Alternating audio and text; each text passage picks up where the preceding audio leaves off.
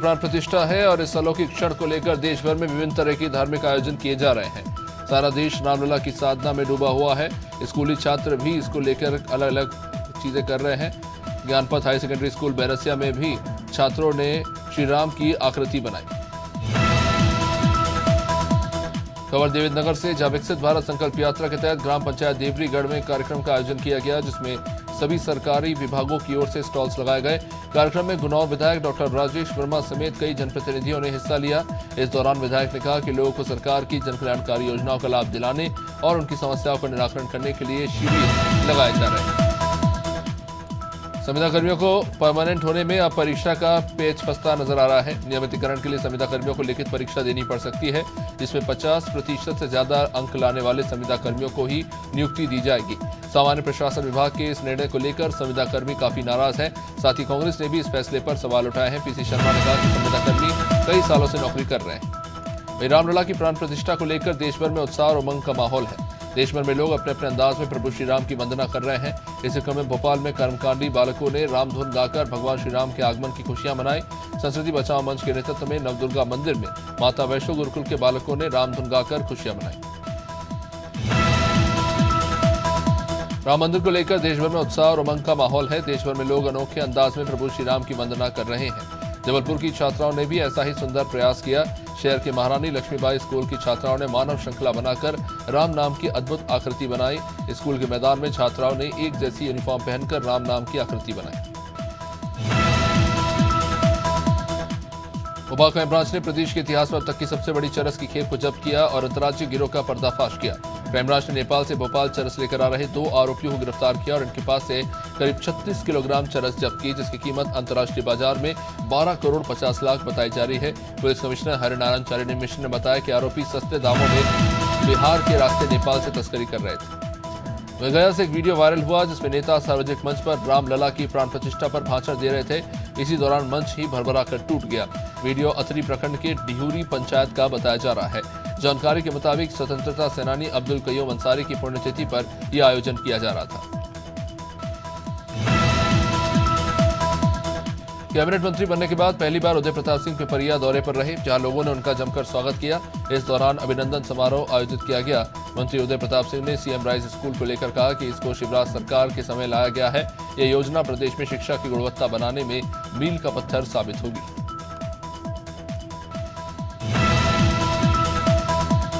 लोकसभा चुनाव के मद्देनजर राजनीतिक पार्टियों ने तैयारियां तेज कर दी है। कांग्रेस ने चुनाव से पहले बड़ा फैसला लिया।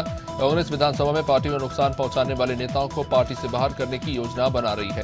दरअसल कांग्रेस ने अनुशासन समिति की बैठक की थी, जिसमें यह फैसला लिया गया। बैठक में 79 नेताओं के निष्कासन पर पार्टी ने मोहर लगाई है।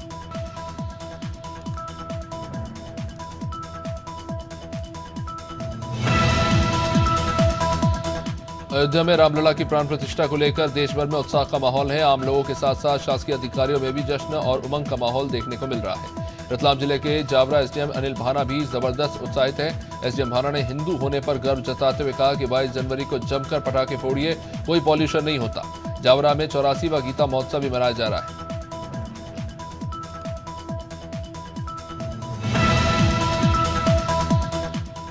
उमरिया के संजय गांधी ताप विद्युत केंद्र की 500 मेगावाट यूनिट में बड़ा हादसा हुआ। यह 500 मेगावाट यूनिट के जनरेटर ट्रांसफार्मर में देर रात आग लगी। जानकारी के मुताबिक आर फेज की बुशिंग बस्ट हो गई थी। 2 से 3 घंटे की कड़ी मशक्कत के बाद आग पर काबू पाया गया। हादसे से तकरीबन 10 दिनों के लिए 500 मेगावाट में विद्युत उत्पादन ठप हो चुका है। मध्य प्रदेश में राम वनगमन पथ परियोजना की शुरुआत हो गई है। प्रशासन उमरिया जिले में सक्रिय हुआ है। श्रीराम जिले में 3 प्रखंड प्रमुख स्थानों मार्कंडेय आश्रम, बांधवगढ़ और दशरथ घाट से होकर गुजरे थे। जिला प्रशासन ने तीनों स्थलों के कायाकल्प करने की शुरुआत की। 22 जनवरी को रामलला की अयोध्या में प्राण प्रतिष्ठा होनी है।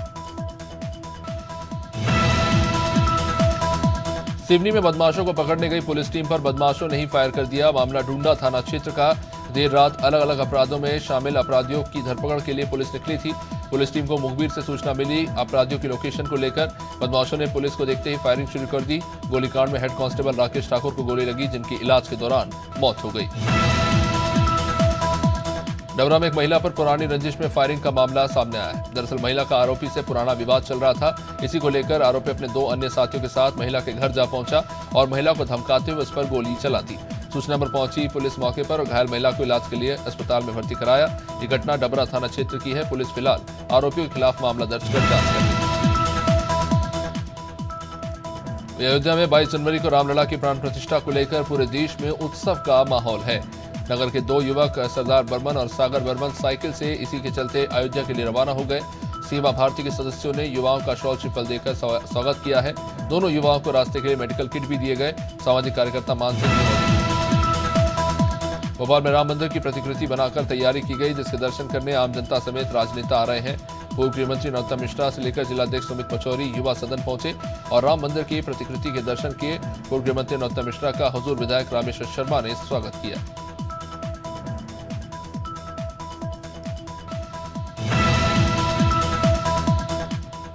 मशहूर कथावाचक जया किशोरी ने मुख्यमंत्री मनोहर लाल से मुलाकात की। संत कबीर कुटीर में जया किशोरी ने सीएम से मुलाकात की। इस दौरान कथावाचक जया किशोरी ने भजन भी गाया। बता दें कि बीते महीने कन्हैया मित्तल ने मुख्यमंत्री आवास पर राम भजन किया था।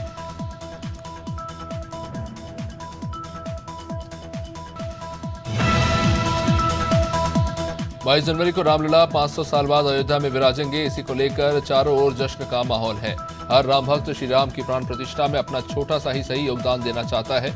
इसी क्रम में उज्जैन के महाकाल मंदिर की ओर से अयोध्या के लिए 5 लाख लड्डुओं का प्रसाद विशेष रथों के जरिए रवाना हुआ। मुख्यमंत्री डॉक्टर मोहन यादव ने राजधानी के तुलसी मानस प्रतिष्ठान पहुंचकर भगवा ध्वज लहराते हुए प्रसाद रथों को रवाना किया। पहाड़ों में बर्फबारी का असर मध्य प्रदेश में भी दिख रहा है। बर्फीली हवाएं आने से प्रदेश के कई शहरों में कोल्ड डे जैसी स्थिति है। प्रदेश में अब ठंड काफी पड़ रही है। मौसम विभाग के माने तो प्रदेश में कोहरा और शीतलहर में बढ़ोतरी हो सकती है। ठंड की वजह से पूरे प्रदेश में लोगों का सामान्य जनजीवन प्रभावित है। मौसम विभाग के अनुसार आगामी दिनों में कोहरा और ठंड का प्रकोप जारी रहेगा।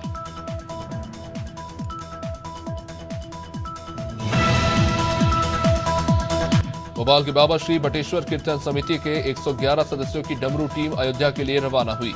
इससे पहले उनकी प्रस्थान रैली निकाली गई, जिसमें टीम को फूल माला पहनाकर श्रीफल देकर रवाना किया गया। भवानी मंदिर सोमवार से रैली के रूप में अयोध्या धाम में अपनी प्रस्तुति देने जा रहा है। टीम के सदस्य अयोध्या में 22 जनवरी को होने जा रहे प्राण प्रतिष्ठा महोत्सव में प्रस्तुति देंगे। इंदौर में 22 जनवरी को अयोध्या में होने वाली राम मंदिर की प्राण प्रतिष्ठा का कार्यक्रम लाइव दिखाया जाएगा। इसे लेकर बीजेपी विशेष तैयारी कर रही है। इंदौर के कई स्थानों पर स्क्रीन लगाई जाएगी। बीजेपी नगर अध्यक्ष ने कहा कि 22 जनवरी को पूरा शहर राममय नजर आएगा और शहर में कई स्थानों पर भजन कीर्तन, आरती और दीपक की सजाए जाएंगे। रायपुर में मुख्यमंत्री विष्णुदेव साय की अध्यक्षता में पुलिस विभाग की समीक्षा बैठक हुई। इस बैठक में गृह मंत्री विजय शर्मा भी मौजूद रहे। बैठक में पुलिसकर्मियों के साप्ताहिक अवकाश को लेकर चर्चा की गई। साथ ही संशोधित कानून को लेकर भी मंत्रणा हुई। गृह मंत्री शर्मा ने कहा कि अंग्रेजों के समय से चले आ रहे कानून में जो बदलाव किए हैं, उस कानून को लेकर बैठक में गृह विभाग के अफसरों ने प्रेजेंटेशन दी। बालोद जिला मुख्यालय में 23वीं राज्य स्तरीय जूनियर कबड्डी चैंपियनशिप का शुभारंभ हुआ। राज्य के खेलकूद एवं युवा कल्याण मंत्री टंकराम वर्मा ने इस चैंपियनशिप का शुभारंभ किया। खिलाड़ियों को शपथ दिलाई गई। इस मौके पर सांसद मोहन मंडावी समेत भाजपाई मौजूद रहे। सरदार वल्लभ भाई पटेल मैदान में आयोजित इस 3 दिवसीय चैंपियनशिप में कुल 70 टीम हिस्सा ले रही। महासमुंद जिले के बागबाहरा क्षेत्र में नगर पालिका ने आधी रात को अतिक्रमण हटाने की कार्रवाई की। इस दौरान नगर पालिका ने कई घरों पर बुलडोजर की कार्रवाई की, जिसके बाद गुस्साए पीड़ितों ने प्रशासन के खिलाफ जमकर प्रदर्शन किया। जानकारी के मुताबिक बीती रात नगर पालिका प्रशासन ने इलाके के 15 घरों पर बुलडोजर चलवा दिया। वे पीड़ित परिवार का कहना है कि सालों से नगर पालिका उनसे टैक्स वसूल रही है, अब खदेड़ दिया। रामलला की प्राण प्रतिष्ठा को लेकर छत्तीसगढ़ कांग्रेस में भी तैयारी चल रही है। कांग्रेस नेता रायपुर में राजीव भवन के साथ ही सभी जिला मुख्यालयों में हनुमान चालीसा का पाठ करेंगे। साथ ही कौशल्या धाम चंद्रखुरी में भी हनुमान चालीसा और सुंदरकांड का पाठ किया जाएगा। पीसीसी चीफ दीपक बैज ने इस बीच बीजेपी पर तंज कसते हुए कहा कि बीजेपी को सर्टिफिकेट बांटने की जरूरत नहीं है।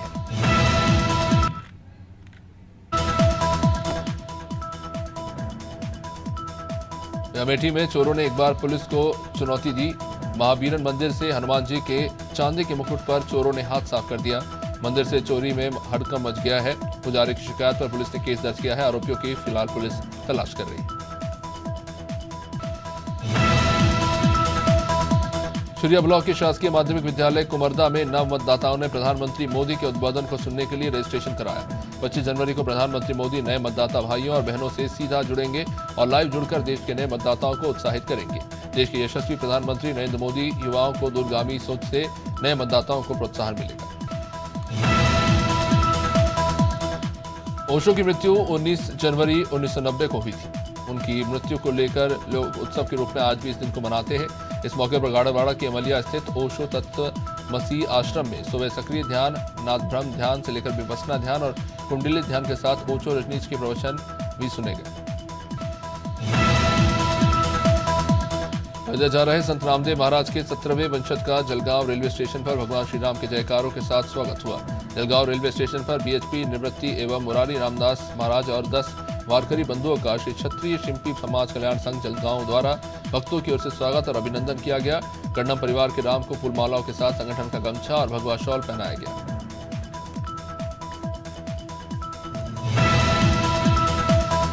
केंद्र सरकार के द्वारा कोरोना काल में शुरू की गई प्रधानमंत्री गरीब कल्याण अन्न योजना को कोटेदार पलीता लगा रहे हैं। राशन कार्ड धारकों के साथ दबंगई कर राशन कम दे रहे हैं। कन्नौज में कोटेदार से परेशान होकर कई ग्रामीणों ने सदर तहसील पहुंचकर एसडीएम से कोटेदार के खिलाफ सख्त कार्रवाई किए जाने की मांग की।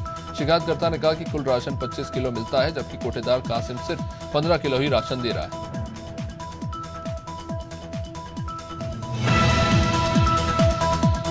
शुक्रवार को कन्नौज पहुंचकर जिला प्रभारी बीजेपी मंत्री रजनी तिवारी ने शहर के प्रसिद्ध सिद्धपीठ मंदिर महादेव गौरी शंकर में स्वच्छता अभियान के तहत साफ सफाई की। राम मंदिर में प्राण प्रतिष्ठा होने वाली है, जिसको लेकर सभी मंदिर परिसरों में साफ सफाई शुरू कर दी गई।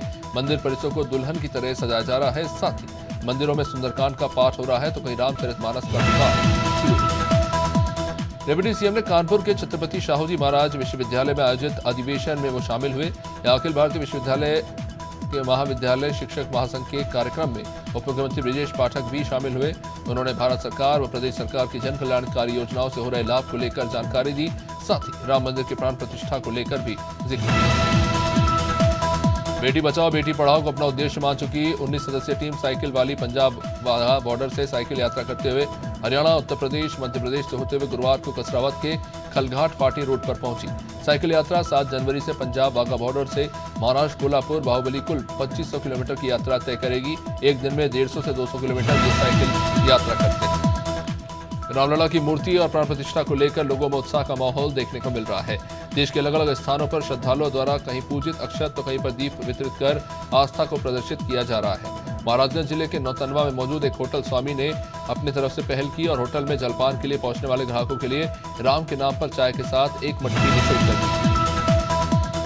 उत्तर प्रदेश के महोबा जनपद के जिला अस्पताल में भ्रष्टाचार का बोलबाला देखने को मिल रहा है। इलाज कराने गए मरीज के हाथ में कमीशनबाजी के चलते 2 से 2,500 तक के बाहरी दवाओं के पर्चे तक थमा दिए जा रहे हैं। इलाज कराने आए पीड़ित ने लापरवाही के आरोप लगाए हैं। महोबा के जिला अस्पताल में भ्रष्टाचार के संगीन आरोप लगे हैं। ममोरी ग्राम के एक मरीज गोविंद राठौर ने जिसकी पोल खोली। उत्तर प्रदेश के महोबा में ख्वाजा गरीब नवाज के 812वें उर्स के मौके पर धूमधाम से चादर निकाली गई। इसमें बड़ी संख्या में मुस्लिम समुदाय के लोग मौजूद रहे। चादर के निकलते समय शहर के लोगों ने फूलों से वर्षा कर इसका स्वागत किया। भारी संख्या में दुनिया के कोने कोने से सभी धर्म के लोग अपनी अपनी अर्जी लेकर उनकी दरगाह पर पहुंचते हैं। हाल ही में प्रधानमंत्री मोदी ने अजमेर शरीफ में चादर दी। गया के नालंदा में बाइक सवार बदमाशों ने ऑटो सवार परिवार पर ताबड़तोड़ गोलियां बरसा दी, जिसमें एक बच्ची की मौत हो गई जबकि 3 लोग घायल हो गए। इनका सदर अस्पताल में इलाज चल रहा है। पूरा मामला परबलपुर थरथरी थाना बॉर्डर क्षेत्र के मिर्जापुर गांव के पास का। फिलहाल पुलिस इस पूरे मामले की जांच में जुटी हुई है।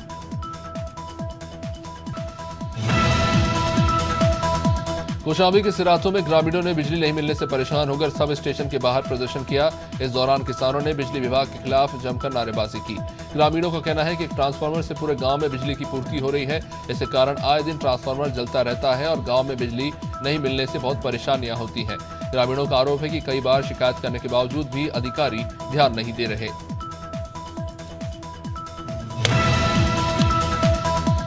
उत्तर प्रदेश के जनपद मुरादाबाद के थाना पाकबड़ा पुलिस के हाथ बड़ी सफलता लगी। थाना पाकबड़ा पुलिस ने चेकिंग के दौरान एक स्विफ्ट डिजायर कार को रोका और चेक किया तो उसमें से पुलिस ने 25 किलोग्राम अफीम का डोडा बरामद किया है। पुलिस ने अफीम की तस्करी करने वाले तीनों आरोपियों को तुरंत हिरासत में लिया। इन आरोपियों से पूछताछ हो रही।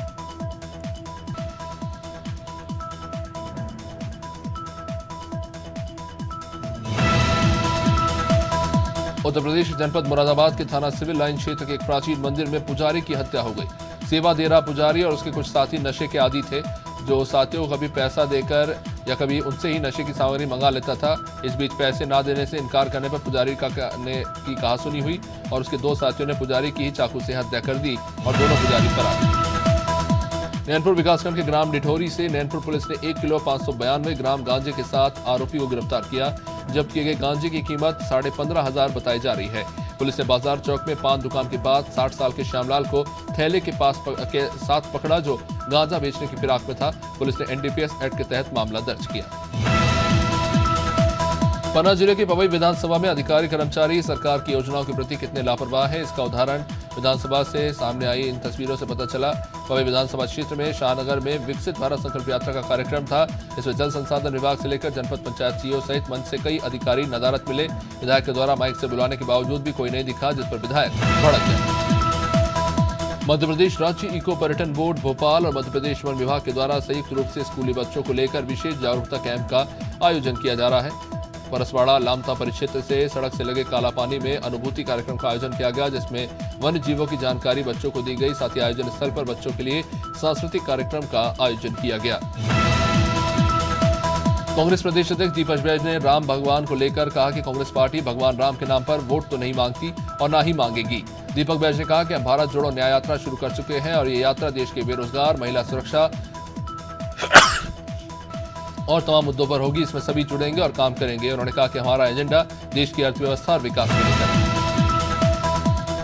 राजधानी रायपुर के उरला थाना इलाके में अवैध देशी कट्टे से फायर करने की एक घटना सामने आई है, जिसमें एक युवक ने अपने ही दोस्त को कमर के नीचे गोली मार दी।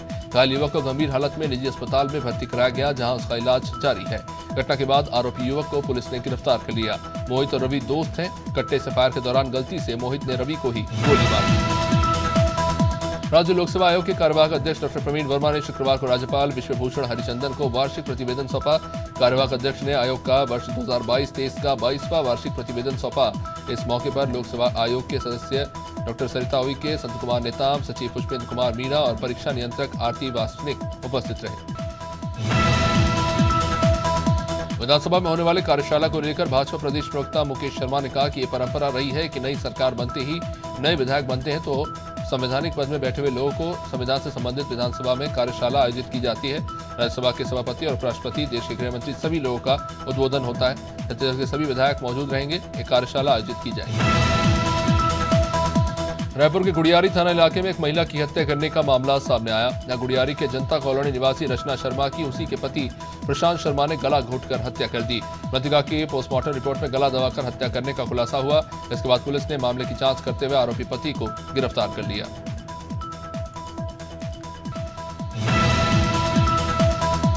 यूपी के कन्नौज में प्राथमिक स्कूलों में बच्चों के लिए बनने वाले मध्याह्न भोजन का राशन बाजार में बेचा जा रहा है, बल्कि इससे जुड़ा एक वीडियो अभी अब वायरल हो रहा है। दावा किया जा रहा है कि जब राशन बाजार में बेचने के लिए जा रहा था तो ग्रामीणों ने इसका वीडियो बना लिया। इनके पूछने पर टेम्पो चालक ने बताया कि उसे प्राथमिक विद्यालय के प्रधानाचार्य ने राशन लादकर मटोली गांव में ले जाने के लिए कहा था।